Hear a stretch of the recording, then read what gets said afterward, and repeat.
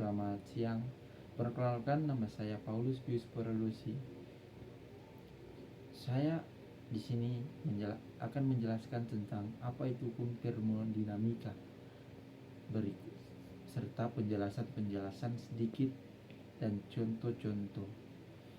Saksikan dan jangan kemana-mana. Terima kasih.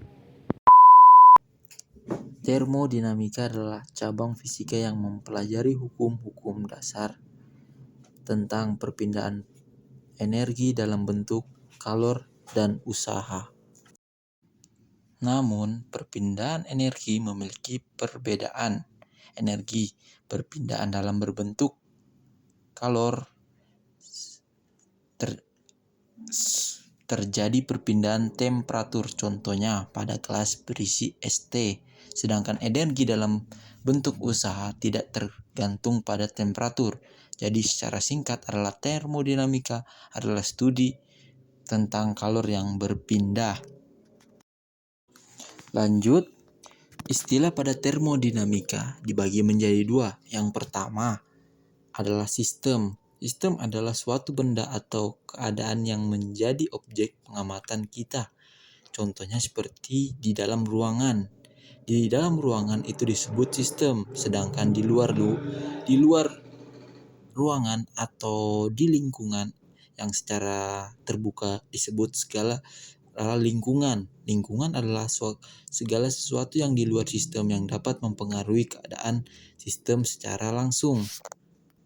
Maka bisa disebut bahwa atau disimpulkan bahwa di dalam ruangan yang energi atau panasnya udaranya itu bisa disebut dengan sistem, sedangkan udara yang di luar bisa disebut dengan lingkungan karena udara berada di luar.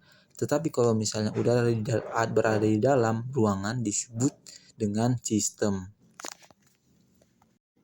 Baik, ini adalah contoh di mana saat kita melakukan pemanasan air yang pada rumus termodinamika dinamakan membahas tentang hukum 1 termodinamika. Pada saat masak air, maka kita akan mengamati peristiwa yang berkaitan tentang hukum termodinamika 1. Saat memasak air, maka percikan air disebut sebagai sistem karena dia di dalam ruangan atau ditempatkan di panci yang membentuk seperti ruangan. Sedangkan panas atau kompor yang kita pakai itu disebut lingkungan karena dia memberikan panas atau kalor kepada